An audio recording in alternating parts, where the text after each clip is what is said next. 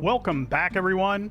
I'm Crane Bramp, you're all brainiacs, and this is Medieval Dynasty, where it is now summer. That means lots of building, more farming, and lots of quests. So string your bow, grab a water skin and some roasted meat, because it's time to get questing.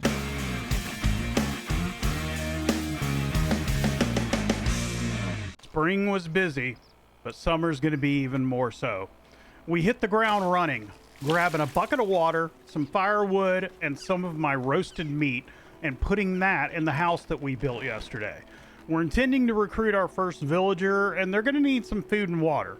Now, I can do this later, but I intend to be gone most of the day, and the villager's mood will be utter crap by the time I get back if his needs aren't met. Next, we head straight to our farm collecting our cabbage that has grown. Note that cabbage you can collect by hand, but that flax over there next to us, well, we need a sickle. And we sold that. And didn't buy another. And we can't craft one yet. Thank you. Thank you. I admit it was a bit difficult to screw that one up, but I think I did a decently good job. Anyway, not a huge deal, but it's refreshing to know that I haven't lost my touch. Now, with that done, we head straight into Gustovia, and right on the outskirts, I find a chest with some coin, a potion of strength, and a wooden shovel. Well, all right then, won't turn that down. So heading into town, we hit up Edwin, the farming trader. We sell that cabbage for some more cabbage, our deer skull, some feathers, and we buy 3 stone sickles from him, fixing our earlier mistake, and then spend the rest of our coin on flaxseed. We're going to need them for our next planting.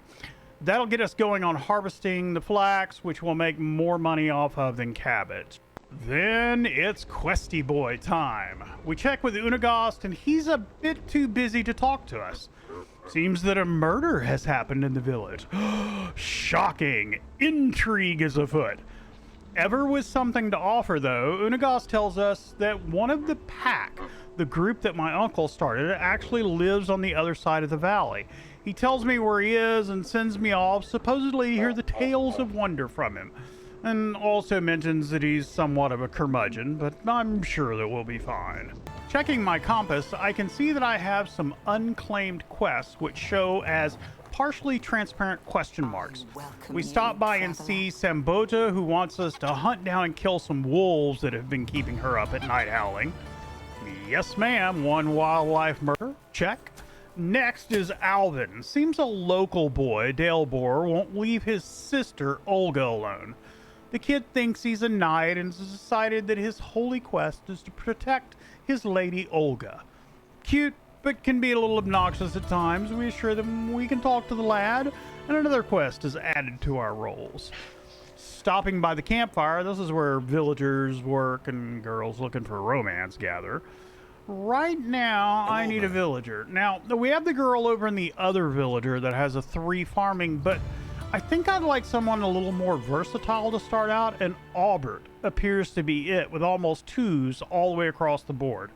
So we quickly recruit him, open up our management tab, and assign him to a house. Note that we can't assign him as a worker to a building yet because we haven't built any production buildings like a barn. We will solve this soon. Now, we're going to swing through Boro and talk to Baldwin. He's got an uber simple quest to get him an axe. 2 stones, 5 sticks, a couple of seconds, and Baldwin is happy. That gives us a hefty plus 50 dynasty reputation for almost no work. Yes, please.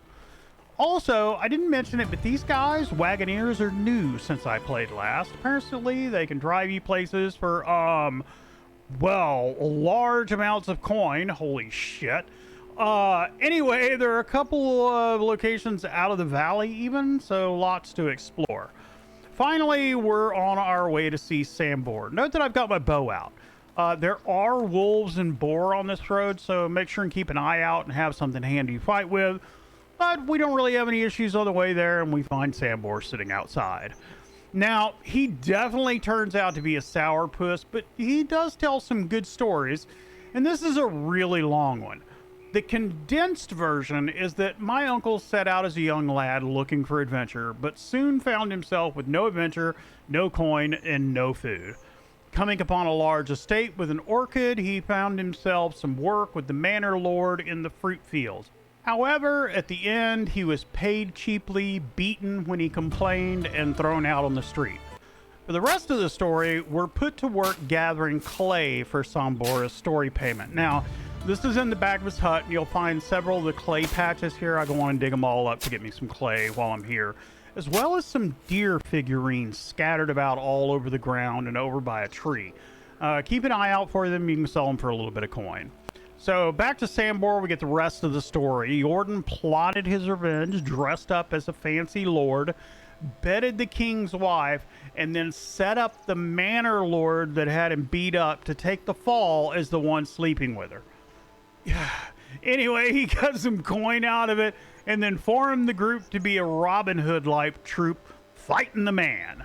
So, yeah, that done, Sambor asked us to head back to Unigast and give him a knuckle sandwich. On the way back, I run into one of those wolves that I mentioned and managed to freaking bin it and almost die. Apparently, I can't shoot worth a shit today. Stopping outside Gustovia, we quickly drink and wash up, see Unigast, and complete out our quest. Now, part of our reward is to hear Sambor's history. Turns out the group met him as the chief torturer of a group of slavers.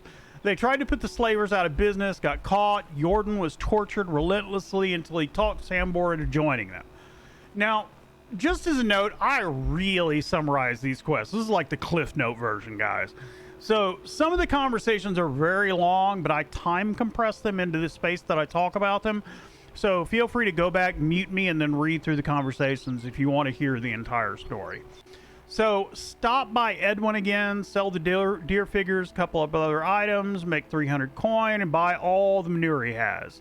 Now, if you have a barn, you can turn poop into fertilizer, and poop is cheap, so we buy poop. Now, we get back home late in the evening, but there's no rest for the wicked. We start felling trees because it's time to make our barn. We're going to stick it right over here by the field, finish it off, and just like that, we have a barn with a workbench, a threshing floor, and a few other things that we can do. Hitting the workbench, we make all of our poop into fertilizer, throw our farming stuff in the barn storage. This means seeds, bags, wooden hoes, sickles, fertilizer, anything, workers, that you might need them to work with when you assign them to this building. That's tools and supplies. Opening our management screen, we select the fields. We double click our field to edit it. Choose flax from the plant type drop down menu and paint the flax in. This lets the workers know what to do with each field. And now we can assign Mr. Aubert to field work.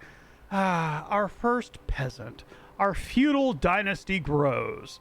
So we spend the rest of the night gathering resources, stones, sticks, and logs, and using some of that to build out a food storage. This will decrease the time it takes our food to spoil, as well as also giving us a central place to put water and food for our villagers instead of having to put it in each house. That eats up the rest of the night, and as the sun sets, we look out over the beginnings of our village and smile. For day 2, we have another busy day ahead of us. The morning opens up with rain and fog. We grab our stone sickle and go ahead and collect our flax, and then head into Gustovia. We talk to Edwin, sell our flax, whatever you need, and then leave with close to 1,000 coin, which we'll hold on to for the moment. We have a lot of traveling, and I'd rather not be weighed down. Walking by the fire, we spy a pretty lass and stop by to say hi and flirt just a little bit. Seems like taking a quick wash was a good idea, as we earn a bit of affection, finish a quest, and even learn a level in diplomacy. Nice. Next, we need to get Unigast's scythe back, which is over in Boro with a lady named Ida. Come to find out, Unigast failed to mention that he lost the scythe playing a game of riddles with Ida, and she wants to play the same game with us. Now, they're fairly simple, and they make it even multiple choice, so it's like dirt simple. But here they are. You can skip to the next section if you don't want any spoilers. So, what disappears the second you say its name? Pretty easy. That one's silence. Feed me and I live, yet give me a drink and I die. What am I? Pretty easy. That one's fire. I can fly but have no wings. I can cry but have no eyes. Wherever I go, darkness follows me. What am I? This made me think for a minute, but it's a cloud. And just like that, poor Ida is out of sight while we have a finished quest. See ya, wouldn't want to be ya. So instead of returning to Unigast, however, we're going to set out for literally the other side of the map as we're heading out to Rolnica to do some quests. Now, on the way, we take the northern path for this because we're coming from Boro. We find an overturned cart with some wool, wool thread, and some wool fabric, and another on the road not far from Rolnica with a clay jug and a sweet copper sickle. Well, that'll break up the monotony of the journey some. Now, first we need to talk to Brett Amelia. Picking up a quest to cut 10 trees to clear some land for new fields. Takes us no time at all for an easy plus 50 dynasty points and unlocking our pigsty. Next, we find Rajman over in the hunting shed, and lo and behold, he's missing some equipment. I mean, who could have ever thought that, you know, that people would run around and take stuff? Anyway, we can help out. 21 stone arrows. Your order will be first in line, sir. Now, heading back, we cut across land to save time, and it pays off with another chest, 103 coin, a healing potion, and another shovel. And that's right here on the map. So, it's a long way back, but we find some barrels by one of the cross bridges, a little bit of oat, some plum tree seedlings, which will come in handy down the road. And I'm thinking as we roll into Gustovia, our new dynasty reputation is practically dripping from our shoulders in like a soft golden rain. I think we've had a pretty good day, you know what I'm saying? Anyway, cleaning up, we drop off the scythe with Unigast, who says Samber wants to see us, and head our butt home. It's late, and we got stuff to do. So, arriving home, pick a few things up, and open up my fields management. The fields are showing plowed, which means our village has been hard at work, which frees me up to do the important stuff. Like putting down our hunting lodge so that we can get some villagers bringing some sustenance in. There's a little side road going off. We're going to put it down there, taking care to keep the trees around it for like this natural look. Next is a workshop down by the primary area of town in my house. This will let us start making buckets and a ton of other stuff. Note that I'm going to tear down and reorganize this section of the village when we get to like our tier 2 buildings. So this will be better laid out. I'm just kind of centralizing it all right now for ease of access. To cap off a long day, I spend the rest of the night roasting all of the meat that I have. Now, note that cooked meat does last longer, but anything that you actually allow to spoil becomes rot, which can then be made into fertilizer at the barn. So having a certain amount of rot is actually helpful later on. Well, you know what? Great day, man. Time to head on to day 3, which opens up on a foggy morning, us by the riverside near Gustovia gathering reeds. We're running a little bit low on straw. As I said, a few pickups a week should do it for now. While we're here, I check with Miss J about that rye delivery. Seems all the rye is diseased, and they ordered some from, of course, Rolnica all the way across the map, and it never arrived. So, just to check, I stopped by and see how much the Wagoneer wants to... Holy shit, you're expensive. Thanks, bruh. I'll walk, man. Taking the path directly from Gustovia this time, that means we're on the southern road.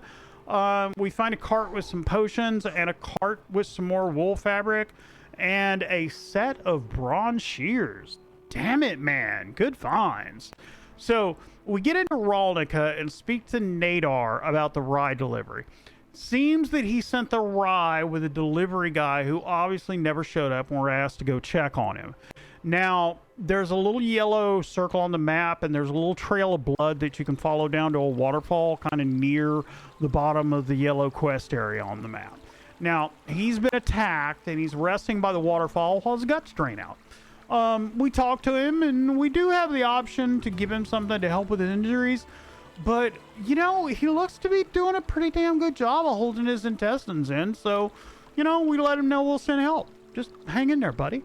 So, it's back to Nadar. He sends someone. See, we did our good deed for the day. Asks us to deliver the rye and offers us 300 coin to deliver it. There's also some weird option to let him keep the money for his villagers. 300 coins heavier, we make our way back to, wait a minute, what's this? A bandit camp I missed. Nice. Snipe me a boar, find a cap for a capelet, some leather gloves, wine, a bunch of firewood, an axe, some more fruit tree seedlings. Damn, I did miss this place, didn't I? So loaded down, we deliver the rye, earning another 200 coin and a fat C note of 100 dynasty reputation points. So flush with coin and victory, we buy all the poop from Sobamir. I always buy poop for celebration. Always. See Edwin and sell everything not necessary. Buy 50 more flaxseed, and being cheapo crane, I don't buy a bag, which I'll mildly regret later on. But once again, we drag our butt into town tired, late in the evening, and smelling like shit. An absolute travesty. What will the villagers think of me? Anyway, we process our poop into fertilizer, and I pretty much spend the rest of our coin unlocking some schemes, the stone spear, stone arrow, bird trap, wooden campfire, animal feed, and a bucket. Let's just craft all these, and we're going to need most of this come next season. And although I likely really need to build something, I spend the entire rest of the evening and night gathering resources.